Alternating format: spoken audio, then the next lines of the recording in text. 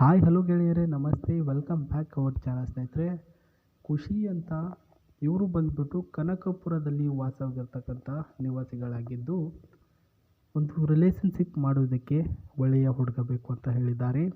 ತುಂಬ ಇಂಟ್ರೆಸ್ಟಿಂಗ್ ಆಗಿರ್ತಕ್ಕಂಥ ಪ್ರೊಫೈಲ್ ಇದು. ದಯವಿಟ್ಟು ವಿಡಿಯೋನ ಸ್ಕಿಪ್ ಮಾಡದೆ ಪೂರ್ತಿಯಾಗಿ ನೋಡಿ. ಹೆಸರು ಕೀರ್ತಿ, ವಯಸ್ಸು 29 ಆ್ಯಂಡ್ ಇವರು ಬಂದ್ಬಿಟ್ಟು ಬ್ರಾಹ್ಮಣ ಜನರಾಗಿರ್ತಾರೆ.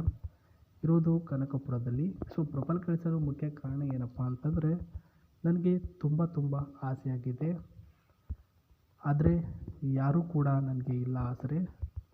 ಪ್ರಸ್ತುತ ಒಳ್ಳೆಯ ಒಂದು ಸುಖ ನೀಡುವಂತಹ, ಚೆನ್ನಾಗಿ ಮಾಡುವಂತಹ ಹುಡುಗ ಬೇಕಾಗಿದ್ದಾರೆ. ಅವರು ನನ್ನನ್ನು ಚೆನ್ನಾಗಿ ನೋಡ್ಕೊಂಡು ಕೂಡ ಹೋಗಬೇಕು. ನಾನು ತಿಂಗಳಿಗೆ ಇಂತಿಷ್ಟು ಅಂತ ದುಡ್ಡು ಕೂಡ ಕೊಡ್ತೀನಿ ಅಂತ ಹೇಳಿದ್ದಾರೆ. ಏನಪ್ಪ ಇದು ವಿಷಯ, ಹೀಗೆಲ್ಲ ಹೇಳಿದ್ದಾರೆ, ಏನೆಲ್ಲ ಕತೆ ಅಂತ. ಸೊ ಇವಾಗ ಹೇಳ್ತೀನಿ, ಅದಕ್ಕೂ ಮುನ್ನ ಅವ್ರು ಯಾವ ರೀತಿಯಲ್ಲಿದ್ದಾರೆ ಅಂತ ನೋಡ್ಕೊಳ್ಳಿ. ಇವರು ನೋಡ್ಕೊಳ್ಳಿ ಸ್ನೇಹಿತರೆ, ಪ್ರಸ್ತುತ ಹಿಂಗಿರ್ತಕ್ಕಂಥದ್ದು. ಇವರು ನಿಮಗೆ ಇಷ್ಟ ಆಗಿದ್ದರೆ ಮುಂದಿನ ಪ್ರೊಸೀಜರ್ ಹೇಳ್ತಾ ಹೋಗ್ತೀನಿ ನೋಡಿ. ಮೊದಲನೇದಾಗಿ ಗಾಯ್ಸ್, ಏನಿಲ್ಲ, ಕನಕಪುರದಲ್ಲಿ ಏನಿರ್ತಾರೆ, ಇವರು ಬಂದ್ಬಿಟ್ಟು ಒಂದು ಬಡತನದಿಂದ ಬಂದಿರತಕ್ಕಂಥ ಫ್ಯಾಮಿಲಿಯ ಹುಡುಗಿ. ವಯಸ್ಸಿಗೆ ತಕ್ಕ ಹಾಗೆ ಮದುವೆ ಆಗಿರಲ್ಲ. ಇವ್ರಿಗೆ ಮೊದಲಿಗೆ 3 ವರ್ಷಗಳ ಕಾಲ ಹುಷಾರಿರಲ್ಲ ಸ್ನೇಹಿತರೆ. ಸೊ ಹುಷಾರಿಲ್ಲಕ್ಕಂಥ ಸಂದರ್ಭದಲ್ಲಿ ಮದುವೆ ಮಾಡೋಕ್ಕಾಗುತ್ತಾ ತಂದೆ ತಾಯಿ? ಸೊ ಆಗೋದಿಲ್ಲ.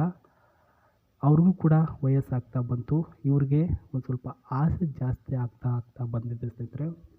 ಸೊ ಆ ಒಂದು ಆಸೆನ ಹೆಂಗಪ್ಪ ಈಡೇರಿಸ್ಕೊಳ್ಳೋರು ಇವಾಗ ನೋಡ್ಕೊಳ್ಳಿ. ಏಜ್ ಅಂತಂದಮೇಲೆ it is common. Teenage very dangerous ಅಂತ ಹೇಳಿದ್ದೀನಿ ನಾನು. ಸೊ ಟೀನೇಜಲ್ಲಿ ಕೆಲವೊಂದಿಷ್ಟು ಲವ್ ಮಾಡಬೇಕನ್ಸುತ್ತೆ, ಫ್ರೆಂಡ್ಸ್ ಜೊತೆ ಸುತ್ತಾಡಬೇಕನ್ಸುತ್ತೆ, ಲಾಂಗ್ ಡ್ರೈವ್ ಹೋಗಬೇಕು ಅಂತ ಅನಿಸುತ್ತೆ. It is common. ಇವ್ರಿಗೂ ಕೂಡ ಒಳ್ಳೆಯೊಬ್ಬ ಹುಡುಗ ಬೇಕು.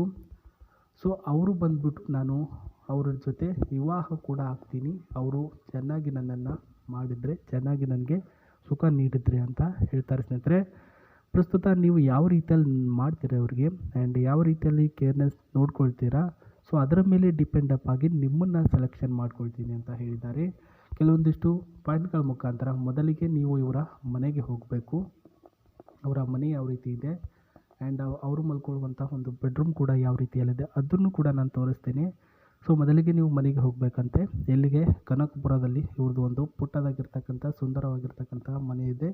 ಸೊ ಇವರ ತಂದೆಯವರು ಇರ್ತಕ್ಕಂಥ ಊರು ಬೇರೆ, ಇವರ ತಂದೆ ತಾಯಿಯವರು ಅವರು ಬೇರೆ ಊರಲ್ಲಿದ್ದಾರೆ. ಇವರು ಬಂದುಬಿಟ್ಟು ಇವರ ಒಂದು ಅಜ್ಜಿಯ ಊರಿನಲ್ಲಿ ವಾಸವಾಗಿದ್ದಾರೆ ಅಂತ ಹೇಳಿದ್ದಾರೆ ಸ್ನೇಹಿತರೆ. ಸೊ ಅಲ್ಲಿ ಹೋಗ್ಬಿಟ್ಟು ಯಾರೂ ಇಲ್ಲದೇ ಇರ್ತಕ್ಕಂಥ ಸಂದರ್ಭದಲ್ಲಿ ಇವ್ರ ಜೊತೆ ನೀವು ಮಾತುಕತೆ ಮಾಡಬೇಕಂತೆ. ಅಂದರೆ ಫಸ್ಟ್ಗೆ ಮಾತುಕತೆ ಮಾಡಿ, ತದನಂತರ ನೀವು ಯಾವ ರೀತಿಯಲ್ಲಿ ಮಾತಿನಲ್ಲಿ ಮೋಡಿ ಮಾಡ್ತೀರಾ.